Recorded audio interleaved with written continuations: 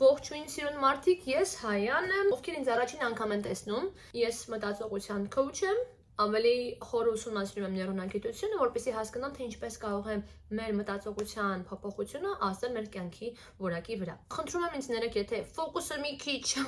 խախտված է, որովհետև ես ուզում եմ նայեմ ստեղ, որտեղ ինձ կարող եմ ավելի պարզ տեսնել, փոխարենը այս կանաչ կետի։ Այսօրվա թեման ամփոփում է, թե ինչպես է տիեզերքը մեզ փորձության ենթարկում հարաբերությունների միջոցով։ Ինչու են մեր կյանք ուղարկվում են մարդիկ, որոնք ինչ-որ կարևոր մաս են կազմում մեր կյանքում, ոչ երբեմն հաջողված ընթացքով ու ավարտով, բայց ամեն դեպքում մենք հանդիպում ենք նրանք ինչ-որ հետք են թողնում մեր կյանքի վրա, եկեք խորապես հասկանանք, թե ինչ է կատարվում մեզ հետ, ֆիզիոլոգիապես, մտածողության մակարդակում, էմոցիոնալ դաշտում։ Սկսենք այն մարդկանցից, ովքեր ոչ այդքան հաջող հետք են թողել մեր կյանքի վրա ու չեն ստացվել հարաբերությունները այդ մարդկանց հետ։ Խոսենք իրենց մասին։ Այն մարդիկ, ովքեր մեզ տրիգեր են անում, մեր էմոցիոնալ դաշտի վրա ազդում են բացասական ձևով, նեղացնում են մեզ, անհետանում են մեր կյանքից առանց բացատրելու, մեզ չեն տալիս բավականաչափ սեր, որին մենք մտածում ենք, ուզում եմ ուշադրություն դարձնել այս բառի վրա, մտածում ենք, որ արժանի ենք, ոչ թե զգում։ Մի շարք հոգեբանական հետազոտություններ ցույց են տվել, որ մեր մանկության փորձառությունները, թե ինչ ենք մենք մտածում ներազնային հարաբերությունների շուրջ, ձևավորում են մեր կցվածության մոդելը, attachment style անգլերենով, այսինքն համաձայն մեր նախկին փորձառության, ու դա պարտադիր չի, որ սեփական փորձառությունը լինի, կարող լինի ծնողի օրինակ, ընկերների օրինակ, հարազատների, բարեկամների օրինակ, որոնք մենք կարող ենք նայել, ֆիքսել, մտապահել ու ինչ որտեղ նաև ենթագիտակցորեն սարքել մեր պատմությունը, խորապես ազդում է մեր հետագա անձնական փորձառության վրա։ Երբ մենք հանդիպում ենք ինչ-որ մեկին, մեր ուղեղը ոչ թե փնտրում է երջանկություն, խաղաղություն, նոր սիրո փորձառություն, եթե խոսենք ռոմանտիկ հարաբերությունների մասին, այլ փնտրում է ծանոթություն, այսինքն մենք ավտոմատ ենթագիտակցորեն փնտրում ենք մարդկանց, ովքեր մեզ ծանոթության իմպուլս են ուղարկում։ Ինչ-որ մի բան նկատում ենք իրենց մեջ, որ ինչ-որ մեկին հիշացնում է։ Ու այդպես կապ ենք ստեղծում այդ մարդկանց հետ, մտածելով, որ ինքը երևի բախտն է, ինքը երևի հենց այնա ինչ ինձ պետք է, ինքը երևի հենց այն միակն է, ում ես փնտրել եմ։ Բայց պատճառը, թե ինչի ենք մենք այդ մարդկանց ցկում մեր կյանք, ունի շատ կարևոր բացատրություն։ Մենք անընդհատ հայտնվելու ենք նմանատիպ իրավիճակների մեջ, նմանատիպ ավարտով կամ շարունակությամբ հարաբերությունների մեջ այնքան ժամանակ, մինչև որ չապաքինվենք։ Այսինքն մեր մարմինը ոչ թե ձգտում է տվյալ անձը, որովհետև այդ անձը հենց այն միակն է, հենց այն լավագույնն է, ում հետ մենք պետք է լինենք, այլ այդ մարդը եկել է, որ քեզ սովորեցնի, ապաքինի, սովորեցնի քեզ սիրել, ապաքինի քեզ, օգնի քեզ հաղթահարել, այն ինչ դու մնացած բոլոր փորձառությունների ժամանակ անընդհատ չես հաջողել։ Հիմա նեյրոնագիտության տեսանկյունից հասկանանք, թե ինչա մեր մարմնի մեջ տեղի ունենում։ Համաձայն նեյրոնագիտության, տագնապը, որը գալիս է մեր կյանք, ինչ-որ մարդկանց ու իրավիճակների միջոցով, ունի միտում մեզ ապաքինելու։ Ու այնքան է գալու մինչև ապաքինի, մինչև գտնի այլ էմոցիոնալ կապ։ Խոսենք ամիգդալայի մասին։ Ինչ է ամիգդալան։ Ամիգդալան մեր լիմբիկ համակարգում փոքր օջախ է, որը պատասխանատու է մեր զգացմունքների ձևավորման ու արտահայտման համար։ Ամիգդալան պատասխանատու է, թե մենք ինչպես ենք, ինչ էմոցիաներ ենք զգում որոշակի տրիգերների դեպքում ու ինչպեսի վարք ենք դրսևորում այդ իրավիճակների ժամանակ։ Երբ մենք վախ ենք կանխազգում, ամիգդալան միանգամից իմպուլս է ուղարկում սիրտ, արյան ճնշումը սկսում է արագանալ, մեր սրտի թրթիռը սկսում է արագանալ ու ուղեղը միանգամից ստիմուլացվում է, որ լուծումներ, փախուստ կամ որոշումներ գտնի տվյալ իրավիճակում ու միանգամից սկսում է գործել։ Բայց հակառակ կողմը ամիգդալայի այն է, որ ամիգդալան պահպանում է մարմնի մեջ վախի, ստրեսի,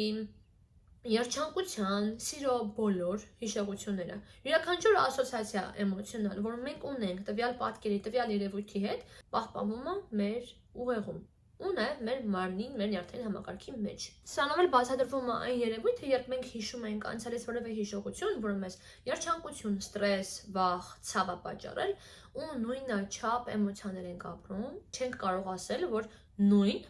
բայց համարյա նույնաչափ էմոցիաներ ենք ապրում, նույնաչափ ցավ, երջանկություն, բավարարվածություն, երախտագիտություն, որովհետև մեր ամիգդալան արդեն մարմնի հիշողության մեջ պահպանել է,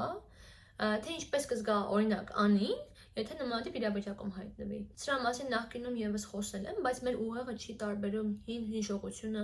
նորից։ Դրա համար, երբ որ մտապատկերները գալիս են, միանգամից համապատասխան էմոցիան հաջորդում է։ Վիզուալիզացիան հենց դրանով է հզոր, որովհետև մենք տալիս ենք մտապատկերը, դրան տալիս ենք էմոցիա, այնքան ենք ուժեղացնում, որ մեր մարմինը սկսում է չտարբերել որն է իրական, որն է անիրական, ու սկսում է նախապայմաններ ստեղծել իրական դաշտում, որ այդ ամեն ինչը գա իրականություն։ Բայց ամիգդալան չի փորձում որևէ կերպ մեզ վնասի սրանով։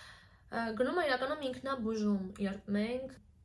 բախվում ենք իրավիճակների հետ, որոնք մեզ ցավ են պատճառել ինչ-որ ժամանակ, կամ զայրույթ, կամ հիասթափություն, որովհետև ամիգդալան ու հիպոկամպը միևնույն ժամանակ են ակտիվանում, երբ տվյալ տրիգերը հայտնվում է, ու գնում է մարմնի ինքնաբուժում։ Ու մենք այնքան կհայտնվենք նմանատիպ իրավիճակների մեջ, մինչև որ մենք չունենանք նախկինի նման վատ արձագանք տվյալ իրավիճակին։ Դրանով էլ բացատրվում է կրկնվող իրավիճակները, կրկնվող հիասթափեցնող հարաբերությունները, ձախողումները, որոնք քեզ թվում է թե պատիժ են կամ ճակատագիր, ոչ այնա, ոչ էլ մյուսը։ Մի փոքր խոսեմ HeartMath ինստիտուտի հետազոտությունների մասին, շատ հետաքրքիր է, ու համաձայն ինստիտուտի հետազոտությունների արդյունքների մեր սիրտը ունի էլեկտրոմագնիսական դաշտ, որը տարածվում է 3 մետր շարավողով։ Ու մեր սիրտը արձագանքում է որոշակի թրթիռով, համաձայն նրա, թե մենք ինչպես ենք զգում, ինչ էմոցիոնալ վիճակում ենք գտնվում։ Երբ մենք գտնվում ենք որոշակի էմոցիոնալ կապի մեջ մեր մարմնի հետ, մեր էլեկտրոմագնիսական դաշտը սկսում է հենց այդ էմոցիան արձակել շրջապատին։ Դրանով էլ պայմանավորված է այն փաստը, որ մարդիկ սկսում են քո նկատմամբ փոխվել, հենց քո էմոցիան, էներգիան սկսում է փոխվել, էներգետիկ դաշտը սկսում է փոխվել, որովհետև հենց այդ էլեկտրոմագնիսական դաշտը շատ ավելի հզոր է ու ավելի խոսուն է, քան քո խոսքերն ու նախադասությունները, որոնք դու ասում ես։ Դու կարող ասես, որ դու շատ լավ ես քնել, շատ լավ ես քեզ զգում, բայց քո մագնիսական դաշտը լրիվ ուրիշ բան ասում։ Մարաթոնը երախտագիտության, դրա համար այդքան հաջողված ու սիրուն արդյունքներ տվեց մեզ, որովհետև մարդկանց մենք գիտակցաբար միտումնավոր դրեցինք էմոցիոնալ ճիշտ դաշտի մեջ, ու լիքը բան սկսեց իրենց կյանքում փոխվել, ովքեր ինձ հետևում են, ովքեր մասնակցել են, անպայման խնդրում եմ մեկնաբանություններում փաստեք, կիսվեք ձեր կարծիքներով, թե ինչքանով ձեր կյանքը մտածողությունը փոխվեց մարաթոնի արդյունքում։ Մենք փորձել ենք ձեր էլեկտրոմագնիսական դաշտը փոխենք, ձեր մտածողությունը փոխենք, ճիշտ աշխատենք ամիգդալայի հետ օրագրավարումների միջոցով, որ սկսենք կապել այլ էմոցիա տվյալ հիշողության հետ, լրիվ այլ էմոցիա։ CBT-ն, NLP-ն, որը մենք կիրառում ենք քոուչինգի ժամանակ անգամ, օգնում են, որ տվյալ հիշողության հետ կապված էմոցիաները վերափոխենք։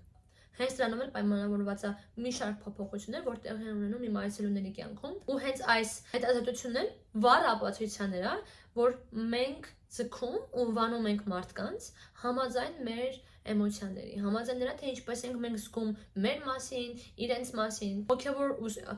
հոգևոր բացատրությունը այս երևույթի mirror effect-ն է, այսինքն մարդիկ արտացոլում են այն, ինչ դու ներքուստ զգում ես։ Արտաքին դաշտում դու գտնելու ես լիքը ապացույցներ նրա, թե ինչպես ես քեզ զգում։ Հոգեբանությունը այս էֆեկտը, mirroring էֆեկտը կոչում է պրոյեկցիա, գիտությունը այն կոչում է ռեզոնանս, բայց երկուսն էլ նույն բանի մասին են։ Մարդիկ արտաքին աշխարհում, ովքեր գալիս են մեր կյանք,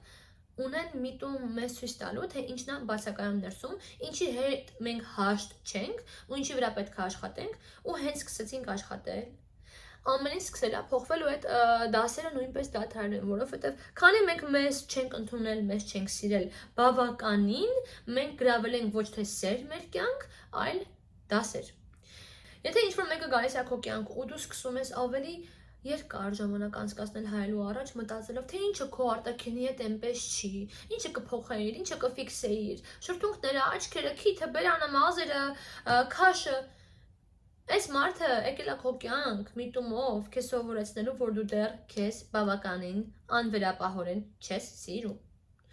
Կա տեղ աշխատելու, կա տեղ հասկանալու, թե ինչպես ես կարող եմ սա ֆիքսել ինքս իմ հետ, որովհետև ինչ արտաքին փոփոխություններ դու քո վրա անելու, եթե ներսից դու քո հետ հաս չես, երբեք էլ չես լինի։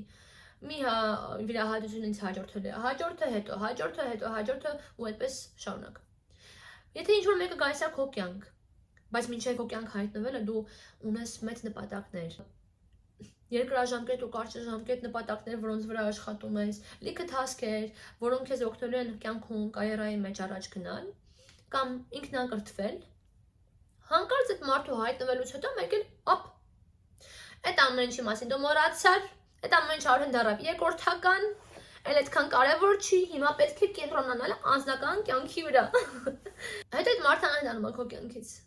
ու սկսում է էգզիստենցիալ կրիզիս քո կյանքում։ Դու չես հասկանում հիմա ինչ ես ուզում, դու մոռանում ես, որ դու ժամանակին սա էր ուզում, նա էր ուզում, սա էր ուզում ավարտել, այս թասքն էր ուզում ավարտել, այն նոր դասընթացներ էր ուզում սովորել, մոռացել ես այդ ամեն ինչի մասին ու հիմա քո կյանքը իմաստ չունի, որովհետև քո կյանքի նպատակը ու կենտրոնը դառել էր այդ մարդը X ժամանակով։ Ու ինքը գնում է քո կյանքից, որ քեզ հիշեցնի, որ դու այդքան էլ միգուցե նվիրված չես եղել քո նպատակին, ի սկզբանե համոզված չես եղել, որ դու արժանի ես բոլոր այն բարիքներին, որը ու այն արդյունքին, որը դու կունենայիր, եթե հավատարիմ մնայիր ինքդ քեզ ու գնայիր քո ցանկությունների հետևից։ Բայց ես չեմ ուզում որևէ կերպ քեզ տխրեցնեմ այս խոսքերով, փոխարենը ուզում եմ ավելի գիտակից մոտենաս քո հաջորդող հարաբերություններին, դա կլինեն ուղղակի ընկերներ, ռոմանտիկ հարաբերություններ, բարեկամներ, ծանոթներ, կապ չունի։ Այս բոլոր իրավիճակները քեզ սովորեցնում են քեզ չլքել, քեզ քիչ չսիրել, քեզ չմղել 3-րդ, 4-րդ պլան, քո ցանկությունները, նպատակները չմոռանալ, չլքել դրանց, որևէ մարդու չսարքել քո կյանքի առանցքը, որովհետև ամեն ինչ գալու է ու գնա, բայց դու մնալու ես ու դու պետք է քեզ հետ մենակ այդ սենյակում մնալիս, ինես հաշտ, խաղաղ ու սիրով լի։ Ես չեմ ուզում ձեզ այս ինֆորմացիոն դաշտում լճացած թողնել միայն խնդիրը ներկայացնելով, ուզում եմ նաև մի քանի լուծում առաջարկեմ, որոնք ձեզ կօգնեն այս փորձությունները հաղթահարել։ Առաջին կետը խորհուրդս՝ դադարիր ակնթարթային արձագանքել։ Ես հասկանում եմ, դա շատ բարդ է։ Շատերի համար մարտը հարավերային է, իրականում ակնթարթային արձագանք չտալը, բայց եթե մենք սովորենք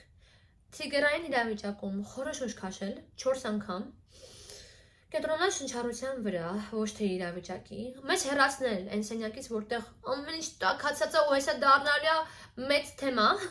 հեռացնում ենք այդ սենյակից, խորը շունչ ենք քաշում, հանգստացնում ենք մեր ամիգդալան, որովհետև մեզ հիմա ինքը տանում է էմոցիոնալ դաշտ ու գիտակցությունը չի աշխատում։ Գիտակցությունը մթագնած է։ Մեզ պետք է գիտակցությունը բերել առաջի պլան, որպեսզի դու մտածես, թե ինչպես է իրականում ճիշտ գործել այս իրավիճակում, ոչ թե էմոցիոնալ ֆոնին, այլ գիտակցաբար։ Երկրորդը, էմոցիաներին պետք է տալ անուն, թե ես ինչ եմ իրականում այս պահին զգում։ Օրինակ, ես վախենում եմ իրան կորցնել։ Ես վախենում եմ իմ աշխատանքը կորցնել։ Ես վախենում եմ, որ ինձ չեն սիրի։ Ես մտածում եմ, որ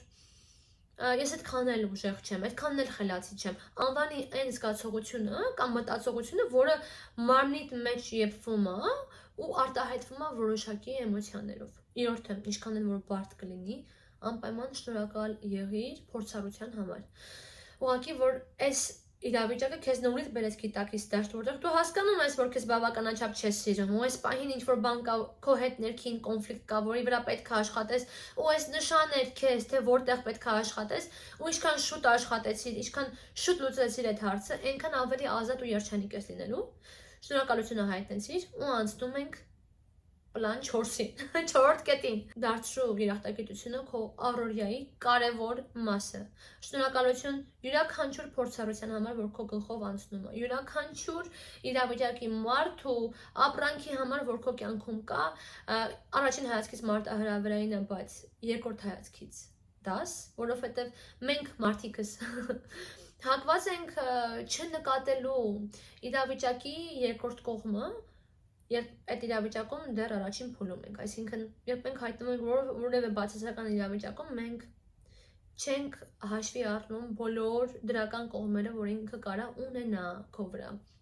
Դեռ մենք հայտնվում ենք դրական իրավիճակում կամ ինչ-որ իրավիճակում, որը առաջին հայացքից